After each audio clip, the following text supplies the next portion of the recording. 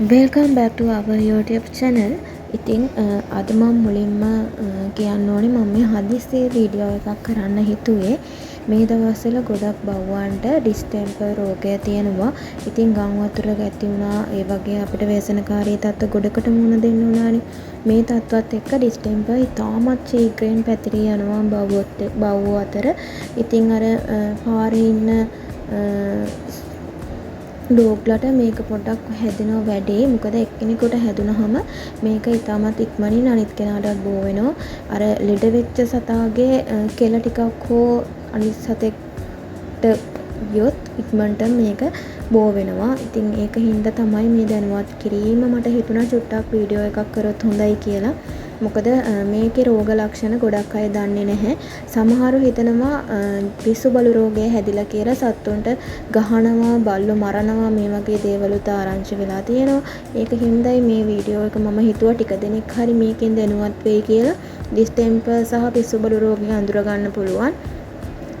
පිස්සු බලු රෝගය කියලා හිතලා ඩිස්ටෙම්පර් හැදිච්ච බව්වන්ට කරදර කරන එක නවත්වන්න. ඩිස්ටෙම්පර් හැදීගෙන එනවා කියලා හෝ හැදිලා කියලා දැනගන්න පුළුවන් වෙන්නේ සුනඛයාගේ ඇස් වලින් අධිකව කබ ගලනවා සහ ඇස් වැහිලා යන තරමට කබ එන්න ගන්නවා. ඒත් එක්කම එයාගේ නහය තෙතයිනේ සාමාන්‍ය නිරෝගී බල්ලෙක්ගේ නහය අපි දන්නවා තෙත ගතිය තියෙනවා. ඒත් ලෙඩක් හැදුනහම එයාගේ නහයේ තියෙන තෙත ගතිය නැති වෙලා යනවා. ඒත් එක්කම එයාගේ ඇඟිලි පුරුක් කකුලේ පුරුක් එහෙම ටිකක් තුවාල වෙලා වගේ වෙන්න ගන්නවා. ඒත් එක්කම එයාට කන්න බැරි වෙනවා. මූලිකම දේ කන්නේ නැහැ. පළවෙනි දවසේම අපි දැනගත්තොත් චුට්ටක් රෝග ලක්ෂණ තියෙනවා කියලා කන්නේ නැතුව නිදාගෙනම ඉන්නෝ වගේ වෙනවා නම් සහ එයාව චුට්ටක් ගැහෙන්න වගේ ගත්තොත් අනේ බලන් ඉන්න එපා ටක් ගාලා ගෙදර බවුවනම් ડોක්ටර් කෙනෙක් ගාවට අරන් යන්න. පාරෙත් මෙහෙම අයව දැක්කොත් පුළුවන් නම් බෙහෙත් ටිකක් කරන්න. එහෙම නැත්තම් අපිට ඇත්තටම මේ රෝගෙන් ගලව ගන්න ගොඩක් අමාරුයි. මේක මාරාන්තික ලෙඩක්. ඉතින් ඩිස්ටෙම්පර් හැදිලා සතියක් දෙකක් යනකොට අනිවාර්යෙන් ගොඩක් දුක් විඳලා තමයි බවුව නැති වෙන්නේ. ඉතින් මේ තත්වෙට ඔයාලා සුරතලාව ගන්න එපා. ඩිස්ටෙම්පර් ගැන පොඩ්ඩක් දැනුවත් වෙන්න. ඩිස්ටෙම්පර් වෛරස් එක ශරීරගත වුණ ගමන්ම වෙන්නේ එයාගේ ස්නායු පද්ධතිය එහෙන් පිටින්ම අඩපණ වෙන්න ගන්නවා. සුනඛයාගේ ආහාර ජීර්ණ පද්ධතියත් ඒ වගේ. ඉතින් එයාට කෑම ගන්න බෑ. නැකිටලා ඉන්න බෑ. එයාව වෙවුලන්න ගන්නවා, ගැහෙනවා. නිකන් අර සමහරු කෙනා බාලා නටනවා කියලා විහිළු කරනවා. ඉතින් ඒක අනේ ඇත්තට විහිළුවක් නෙමෙයි. ඒක තමයි ඩිස්ටෙම්පර් හැදුනහම වෙන්නේ. එයාව ගැහෙන්න ගන්නවා. ඒත් එක්කම එයාට හපලා කෑම කන්න බැරුව යනවා. මොකද දත් ටික සමහර අයගේ එකට කූට්ටු වෙනවා, කට ඇද වෙනවා. ඉතින් මේ වගේ වුණාම කෑම කොහොමත්ම කන්න වෙන්නේ නැහැ. අපිට කට ඇරලා යෝගට් එකක් වගේ ඇතුළට දාන්න පුළුවන් වෙනවා. මේ දේවල් වෙන්නේ ඩිස්ටෙම්පර් හැදිලා ටිකක් වැඩි වුණාට පස්සේ.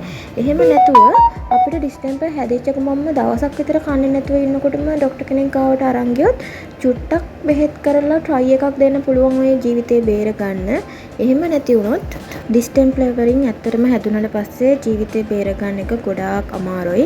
ඉතින් මේකට කරන්න තියෙන්නේ ලෙඩේ හැදෙන්න කලින් සුනඛයන්ව එන්නත් කරන්න ඕනේ. ඩිස්ටෙම්පර් පාවෝ එන්නත වසරක් ගානේ අනිවාර්යෙන් විදින්න තියෙනවා. ඒ වගේම චූටි පැටියෙක්ට සති 4 යනකොට අනිවාර්යෙන් මේ බෙහෙත් ටික විදින්න ඕනේ. ඉතින් මේ ගැන දැනුවත් වෙලා මුලින්ම ඔයගොල්ලෝ සුනඛයන්ව එන්නත් කරලා තිබ්බනම් මේ ලෙඩේ එයාට හැදෙන්නේ නැහැ. හැදුනත් ඇඟේ තියෙන ප්‍රතිචක්‍රීකරණ ශක්තිය නිසා එයාගේ ඇඟෙන් ඒක බෙහෙත් කරලා අපිට හොඳ කරගන්න පුළුවන් සම්භාවිතාව තියෙනවා. ඉතින් අර බෙහෙතුත් විදින්න නැතුව ඉන්න නෝමල් බල්ලෙක් තමයි හදිසියෙන් මේ ලෙඩේ හැදුනොත් එයා ගොඩක් වීක් නම් එයා අනිවාර්යෙන් නැති වෙනවා. ඉතින් මේක ගැන දැනුවත් වෙන්න. ඩිස්ටෙම්පර් මේ දවස්වල හැම තැනම තියෙනවා. ඒක හින්දා ඔයගොල්ලෝ ගෙදර සුනඛයාවත් එන්නත් කළා නැත්නම් එන්නත් කරගන්න. එහෙම නැත්නම් පාරකදී හරි මෙහෙම සතෙක් දැක්කොත් එයාට කරදර කරන එක මේ වීඩියෝ එකෙන් පොඩි හරි දැනුමක් ලබා ගත්තා නම් එහෙනම් බොහොම ස්තුතියි මාත් එක්ක එකතු වෙලා ඉඳී.